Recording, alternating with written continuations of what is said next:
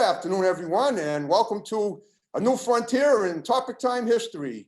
This is the first time I've ever done an intercontinental show. I am actually talking to my guest, whose name is Narcie. She's a lead singer of a band called No Hugs, and she's also a lot of other important titles for that band. We're going to get to that in a minute.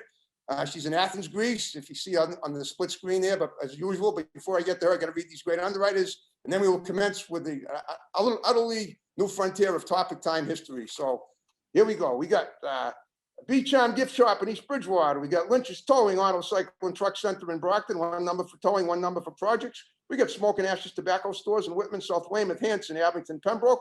We got Abington Whitman News Corporate Office. There's the number. We got Big Lee's Automotive in Abington. We got Britain Tire Service in Brockton. We got John's Greenhouses and Florist Shop in Brockton. We got Brighter Days Hair Salon in Taunton. We got Vape Solutions in East Bridgewater. We got Comfort Upholstery in East Bridgewater. We got A1's Tire and Auto Center in Brockton. We got Middleborough Barbering Company in Middleborough. We got Doggy Boutique in Brockton, all breed professional grooming run by my great next door neighbor, Debbie Siddall, for dogs and cats. We got Chapin Sheds in Whitman. We got Eastern Fitness right here in the Village Shops in Northeastern. We got Grant's Rental in Bridgewater. We got Speedy Oil Change in Abington. We got MDI Auto Brokers and Repair in Whitman. Home of the fully certified used car. We got Joe's Diner in Taunton. And we got the Gunrunner LLC in Middleborough, dedicated to your Second Amendment rights. I want to thank you guys very much. And now, on that note, I will officially introduce Narcie, the lead singer of the band No Hugs. We're going to talk to her and find out what the band is about. I guess she's from Boston originally. Is that correct? Yeah, the band is based in Boston. That's correct. And okay, and even though you're in Athens, Greece now, you're a Bostonian by birthright, and you're also a Berkeley student, correct? Or where? So I'm a Berkeley student, but I was born in Cyprus. I went to school in England, so like all in all, just like I'm a citizen of the world. That's what I like to say. Okay, well, you're definitely going around it right now, as am I. I mean, to be honest with you, Harrison, I've traveled more during COVID than ever before in my life. I don't know what's going on. I'm just here and there following. Well, it happens for a reason, and you managed to elude it every inch. Right now, I feel great, and you look pretty healthy too. But let's talk about the band. I mean, you have how long is? Tell me about the band No Hugs, and then I'm going to profile you specifically because I do that with every guest. Tell me about the band, how it started, and where you fit in. Did you found the band, and who was in the band aside from you? And elaborate, and I'll ask questions as I see fit. Go ahead. Correct. So I started No Hugs during my last year at Berklee College of Music, which is, in the Back Bay. And we when was your last year in Berkeley? How long ago was this? It was in end of 2015, beginning of 2016. Okay, so we're relatively, pretty new. I feel like we've been blessed with a lot of great opportunities for a 5-year band, especially considering that the past 2 years have been COVID, so we haven't even been able to play, but still, like, I'm extremely grateful for the opportunities that we got even during COVID. So yeah, I founded the band during my last year of school. We had a big change in lineup, especially as the band was journeying through different styles, vibes, and it's always a journey having people to commit to a band nowadays. So that's kind of how it started, and we ended up playing Mansfield Xfinity Center for Warped Tour, representing Boston as a local band on the last Warped Tour. Wow. So pretty cool stuff. It is cool stuff. When did you play Mansfield? Before the virus, right? Obviously. 2018, during the last band's Warped Tour. We were one of the last bands that Kevin Lyman handpicked himself. He's the CEO of Warped Tour. He discovered us by watching some videos on YouTube that were forwarded to him through email. And, we were so excited to be representing Boston's like pop punk alternative scene. Wow, that's awesome. That's a pretty big deal performing there. That's the Xfinity Center that used to be Great Woods, right? Well, wait a minute. Was that an indoor and outdoor event or an outdoor venue? It's it's both indoor. It has that little indoor shell arena thingy, and it for Warped Tour it had a lot of outdoor stages too. Oh, great. Okay, but all right. So who's in the band? Tell me about the band members themselves. I'm the primary. Yeah, I'm the primary member of the band. I'm the songwriter. I arrange and orchestrate all the songs. So right now, unfortunately, due to COVID, everybody's kind of like spread throughout the world. I got some people in California, some people are in Greece. Right. So since I am in Greece right now, and the next shows coming up are most likely going to be in Europe, I'm just kind of reforming the band here in Greece. So Okay. um, you know that COVID came with a blow in the live music industry. Of So course. we had like a 6 month tour pre-planned where we're gonna go to China and play venues all over the world. That was canceled. So we kind of had to go with the flow for the past 2 years because we're Okay. performers, we're a live band. That's where we thrive, you know. Yep. Um, and we kind of had to change rethink the way that we do music because COVID kind of kept us from performing live and connecting with our audience that way. Okay. How would you describe the the style of music that the band plays? Kind of like top 40, uh, uh, you call it alternative, little everything, just heavy No, metal. I would say we're like a alternative rock with like a Janis Joplin vocal twist. Cool. I would say the southern we play, the more bluesy we sound. If we're in Europe, we turn to tweak depending on where we are. But we're definitely in the alternative rock with blues roots like realm. Okay, cool. All right. All right. Now tell me about so how many are in the band? How many and who was in the band besides you? Can you tell me the name band members? So we tour as a 4 piece band. So Okay. like bass, drums, and guitar. But you know, when we played Japan Festival in Boston, we headlined that in 2017. I hired like 14 people on stage. So the Okay. bigger the show, the more people I can hire. You know, I so understand. So it's almost like it's like an interim. People you have interim musicians in the band. yeah, exactly. I mean, honestly, it keeps it fresh, and the more people that come in, the more ideas that come in, and then I'm really flexible when I'm touring because you know some people have commitments in the U.S. They cannot go to like England, you know, in the snap of a finger. So, Of course. it's just been more convenient to work with a lot of different people. Okay, I understand. Well, tell me about yourself then. Where did you were born in Cyprus, right? You said Correct. you sort of have an accent. I'm guessing that's possibly from there. All right. Well, when you how old were you when you came to the U.S.? I got a scholarship to attend Berklee College of Music when I was 16 years old. Wow. And you even Mhm. before, had you graduated high school yet or not? No, I was still in high school. It was Oh, in still my high last school. year of high school. Wow. Yeah. Yeah. Okay. So that's why you came to the U.S. just to go to Berkeley? Yeah, I mean, honestly, I was going to music school my whole life. I was performing my whole life, but I kind of told my parents back then, if I'm going to pursue music, I just kind of want a sign from the universe. I'm just going to apply to the best school. If I don't get in, I'm just not going to do music. And I had my audition in December, and on January 2nd, I got my acceptance letter as well as my scholarship letter. So I was like, okay, I guess this is the sign that I needed that I should pursue music. Well, I always say everything happens for a reason, and you're proving my point Yeah, full heartedly. I'm a firm believer of that. So Yeah, yeah, I kind of went with the flow of the universe, you know? exactly. And as a matter, and, you know, then as I'm looking back on it, if you hadn't come to Boston, I probably never would have found you either. So that's Exactly. pretty I mean, awesome. honestly, I think life just opens paths for you, but you just need to be present and in the moment to grasp the Ready to opportunities. snap them up at every turn. I know. Yeah. Absolutely. Okay. So when you so you performed as a little kid growing up in Cyprus, right? Correct. Cyprus is not part of Greece, is it? Or it's a different country, right? Or is it a A capital? Or different country, but it is considered to be a Greek island. Like my it is. primary Okay. growing up was It is. Greek. Yes. Oh, okay, cool. So you were there till you were 16, and then you took the scholarship and went right to Boston to Berkeley. Did you ever graduate high school, or you still or get a GED at least? I I mean, it may did. be My mom, different where you my live. mom, my mom forced me to, even though I was practically in college by New Year's. My mom Right. forced me to graduate. Yeah. Well, it's it's not a bad thing. I mean, it's good to have have your paper and everything. Hmm. But you obviously, I mean, you've done so much since then, and it's incredible. And you've defied the odds by being so young and doing as much as you have in the little amount of time you've been on Earth, considering compared to most people.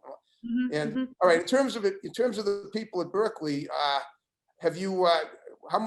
or let's forget that. In the United States, where aside from Mansfield, have you performed in any other, venues around the United States? Oh, Any big yeah, venues? You absolutely. want to talk about that? Yeah, we went on 4 national tours, including Canada and Mexico. Okay, We were invited to play at the Whiskey A Go Go, which was a tremendous honor for me, being the iconic venue that it is. We've played at let's see, we played at Hard Rock Toronto. We went down the coast like 3, 4 times. Like we've played everywhere. Like pretty much okay. we played all the Bowery venues in New York. Yeah. Wow. Okay. See, you've already covered. How about the West Coast? Yeah, the West Coast we did in 2000. So before the COVID lockdown, so in 2018 we played um the entire coast, almost all the way up to San Jose. Wow. Uh, and we also played every Pride. We were very blessed to play Boston Pride, major festivals like Pittsburgh Pride, Vancouver Pride. Okay. Yeah. All right. That's great. Okay. Now, what do you now? You're the lead singer and you're also a guitarist. Is that it? What do you No, I do not play instruments in the band, but let's say my main instrument is piano. Oh, it is. But you Mhm. don't play it in the band. No, I am more of a front person, show woman kind of I deal. know, When but it you sing on, so you only sing in the band, right? only sing in the band and I jump around like a crazy person. Okay, that's well, good. I mean, that's what you want. You show your passionate side every time you perform, as it should be. For me, performing is a way to connect to like this higher entity that music is. So I feel like to me it is a very limiting medium when I'm not just singing and I have to think about another instrument at the same time.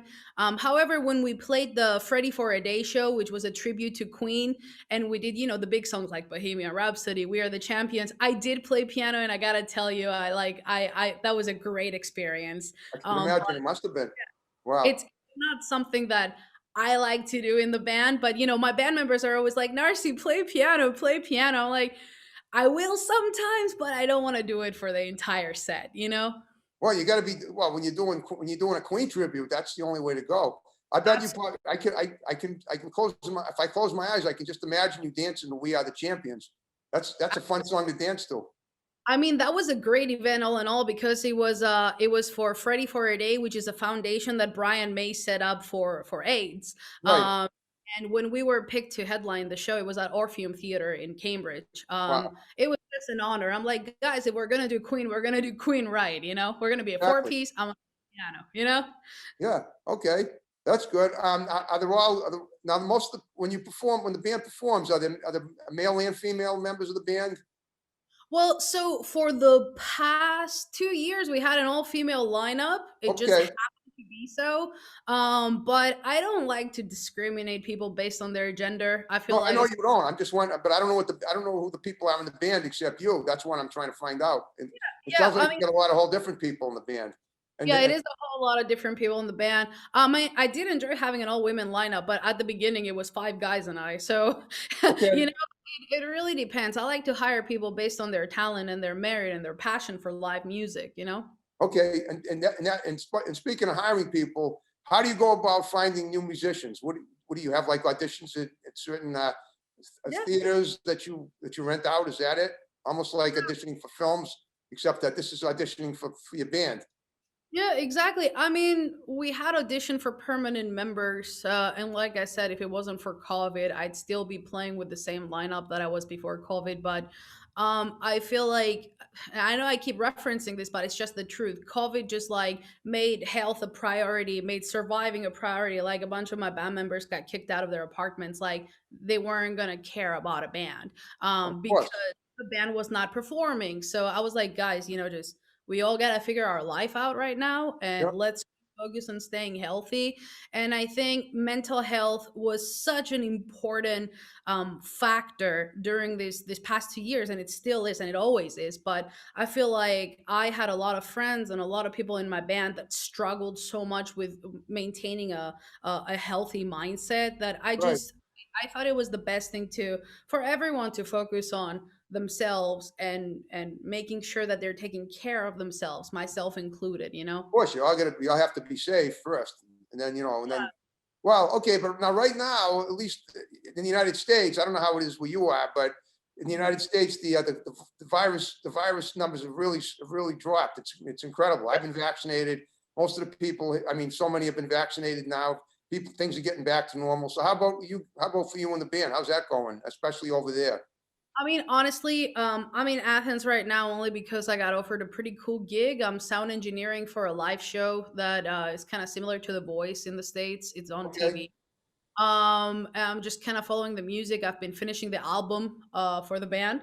Yep. So there is new music coming out, and then next week I'm gonna be in Boston. So I'm gonna be figuring out all the when our live show is coming back because that's a big factor. And if live shows are coming back, what's the big deal? Because you probably know this better than me. A lot of our cool local venues shut down permanently in Boston. Like Great Scott is gone, Once is gone. Oh, I know. So, like before COVID, the last venue we played in Boston was the Sinclair, and Okay. I don't even know what's going on with the Sinclair. Nobody knows what's going on with Bradden Music Hall. Down in Cambridge, not Somerville. Sorry, what's that venue? Like a lot of Byron? venues have shut down. So I'm thinking of the you Byron. know, You ever perform at the Byron in Somerville? The Byron in Somerville? oh, is that still open? I thought that shut down too.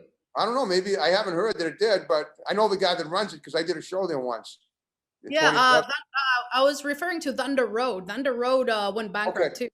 I mean, honestly, it was so disheartening for all of us local musicians to see so many of the venues that were supporting local bands just shut down. Of course. Um, so even if I come back, I gotta see the logistics and how many venues are open and how many venues are not. Like the big plan was to move to LA 2 years ago, so I gotta reevaluate that. All my band members wanted to move to LA because the West Coast crowd was incredibly supportive of No Hugs, and we had a great time playing there.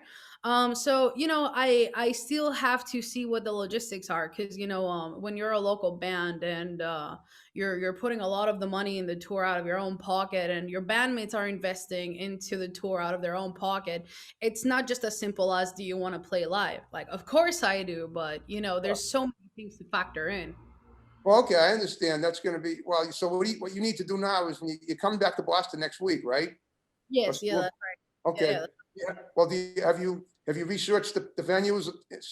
Are you going to research them? So you should be able to find out pretty easily what venues are available to Yeah, perform. I mean, right now there's no live shows. Like, Really? Okay. I know that Live Nation is having a few shows.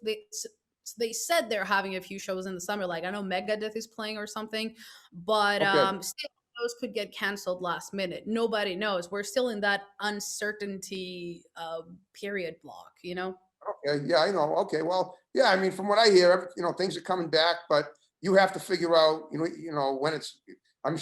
My hunch is that at some point you'll be able to perform somewhere, and it won't be that long from now either. Absolutely, but the thing is, like, No Hugs is not a band I can pull into a restaurant. We're more of a bigger show band, and that's Right. like the right setting for us. So I just we gotta wait it out. We gotta wait out for when live gigs and real gigs actually come back for bands, and that may be this year, that may be next year, but in the meantime, I'm super blessed to be able to play with everybody remotely, and we're still working on the album and writing new music. So that's the That's great. priority. Okay. All right. Well, so how do you spend your days now with the band? You guys, do you have any of your band members with you in Athens now that you're working with? Everybody's working remotely, so Remotely. Okay. we're all like recording, sending the tracks to me. I'm in the studio. I actually am very fortunate. I work in one of the best studios in Greece. Yeah. I'm working here as an assistant sound engineer.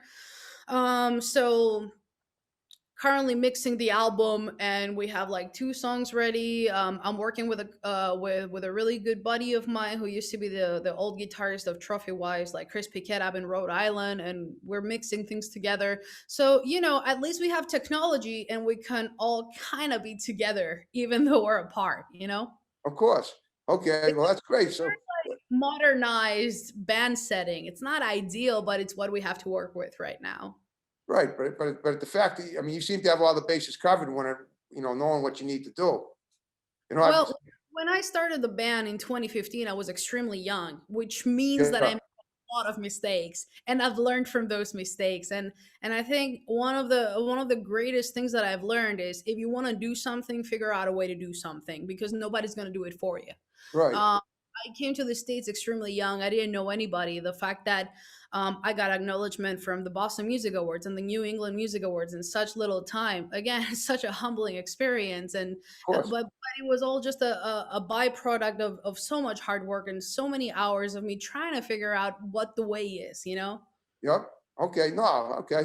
What about teaching? Have you ever taught music, or would you ever think of doing that at some point? I mean, I've been teaching for the past 6 years at a private academy in Massachusetts for kids with autism and motor disabilities. I have autism too. I'm proud of it. Yeah, you should be. I love every single one of my students. I teach piano music theory, competitive piano singing, guitar, a little bit of You drums. do So teach. Oh, you do teach. You've done a lot of teaching then. absolutely. I mean, I love cultivating the passion and love for music into younger kids because somebody did that for me once, you know? Of course. It started out as a side gig to make money. And I tell you that at this point, I'm 100% in love with most of my students. And I love having that outlet and seeing kids feel a sense of accomplishment when they've learned something or mastered something new. Is there any chance that maybe at some point you might have one of your students in your band? Is that possible? You know, actually, I have a kid that this year I inspired him to start his own rock band, and he was like, "Narcie, when shows start back up, can I play with you?" I was like, "Dude, you're gonna get up on stage and solo for us. You know, why not? Yeah, I don't know. Yeah." That's awesome. Yeah, inspiring you, and so basically you're giving back to what you got from what you got, and that's wonderful. I mean, honestly, I feel like it's our duty to, as musicians, and especially the local scene. The Boston local scene is so small, yet at the same time, a little bit disconnected. And we all talk about it when we meet, like all the big local bands. And the biggest complaint I had when I was trying to grow as a band in Boston is that everybody like was disconnected and nobody wanted to help you. So I try to help other bands as much as I can. I try to help other musicians as much as I can, kind of like stay on track and be motivated and show them that there's like if you keep going there's always going to be opportunities, but if you stop nobody's ever going to knock on your door with like $1 million check, you know, I know like that. yeah, Well, that's how it works for me too, for what I've done. And absolutely. I took music lessons for 7 years as a kid too. Took piano lessons, and Well, I that's loved from it. Everyone said I was talented, but I never thought I could. I never thought I could actually, pull it off professionally, because I never felt I had the hand-eye coordination, and eventually I just gave it up.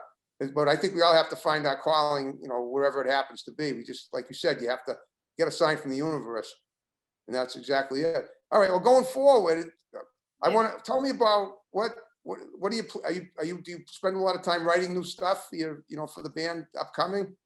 That Yeah, you, well, the thing about me is I'm also fluent in quite a few languages. So, oh, like cool. I speak Japanese, I speak English, I write in Italian. So, I am always writing so much music. It's just a matter of some of it is for the band, some of it for myself. So, for example, I released a Greek song with a label here in Greece last year. It's a Greek rock ballad. It's actually Cool. doing quite well. So I'm always writing. I'm not one of those people that's ever gonna tell you, oh, I can't write today. There's always something going on in my head that I have to write and put out. But when it comes to No Hugs, it's like my baby. I'm so super careful with like what's gonna come out with this album, which makes it exciting. You know, like I can't release like 75 songs even though I have them. So it's just a process of selection right now. I mean, I love it. Creativity just keeps flowing, and I'm super grateful for that. Oh, that's awesome. Okay, so you're busy with writing, and you're busy with talking to your bandmates virtually, and planning for the future. So it looks like you're ready to take the bull by the horns whenever it charges. Yeah, There's I something mean, I just made up. while here in Greece, I also started a digital marketing company right now for artists because I feel Cool. like it's it's important for artists to be able to brand themselves online. And I'm about to launch that, and I'm super excited because I find a lot of artists always come to me and they're like, Narcie, how are you doing your social media? Like, how did you gain 30,000 followers on TikTok in 2 months? They think it's crazy, but it's not crazy. It's algorithm and it's AIs, and there's actually a science behind social media. It's not just random and organic. Why Um, not? in a few months, I'm looking forward to welcome a lot of new artists into the company, and see if I can help them grow the same way I helped No Hugs grow. Of course. Well, guess what? We're down to the final 5 minutes of the show. We Awesome. made it go by. We covered a lot of stuff. So what I'd Awesome. like you to do in the final 5 minutes is just look at your monitor, give a few shouts out to people that are going to see the show, because people are going to watch it all over the world. And then Mhm. we'll wrap the show up as we began it with my music. All right, awesome. I mean, honestly, the biggest shout out I want to give out to is every single person that has supported No Hugs when we were nobodies, when we were just starting out. Every person that ever bought a ticket, that bought merch, or is just following us online. All the new people that came on TikTok. I am so very grateful to have a family of wonderful and beautiful people like you, that we're all just connected under this music called No Hugs, but it goes deeper than that. It comes to show that we all feel together, we all feel the same things together, and I think there's nothing cooler and more beautiful than human connection. So to everyone supporting No Hugs, no matter who you are, what your name is, what your gender, age, or race is, or whether you have like a disability or you don't, just know that I'm so very grateful that you listened to my voice and you heard my message, and you support No Hugs. So thank you for watching this show, and thank you, Harrison, for giving me this opportunity today. Yeah, thank you. And I also want to ask you too, what I ask every guest that I interview, even though you're 4,000 miles away, is that if you had a good time talking to me on the show, that feel free to send anybody, either virtually or in person, to be on as a guest. You have my digits now. You can have them text me, and have them reach out to me, and I'd love to interview them. That's word of Absolutely. mouth is getting me more guests than ever before. Now in the 11th year of the show that I've been doing, and obviously reaching this new frontier tonight with this intercontinental show is just going to make it even more and more so, more likely that we're going to really conquer the world as we were meant to, just as No Hugs is doing. Absolutely, and I wish you all the best, and I hope you get 100,000 more intercontinental and international guests this year. I think it's Well, going to be an absolutely. Well, you experience. did a Yeah, great job with me, and I know it was kind of. I mean, the fact we really had to, in order to work this right, we had to really be in sync, and I appreciate the fact that you were patient, because I'll be honest with you, I was nervous, reaching out to you to get this done, because I didn't know if we were going to be able to actually do it. I was thinking maybe something would come up and it would screw it up, but you know what? I mean, this is when you persevere like this, eventually you just push aside all the barriers, and there you are. You got it done, and that's what we did. I mean, a small advice to everyone: if you're a professional, you got to make commitments you can keep, and like if you say you're going to be somewhere at a certain time, just be there. Exactly. Well, great job, Narcie. Now, you ready to wrap the show up as we started it with my music? Let's do it, Harrison. All Can I right. snap? Thanks for watching my very first intercontinental episode of Topic Time. There's going to be more great shows to come in the future, and take care. See you next time. Have a good one. Bye-bye.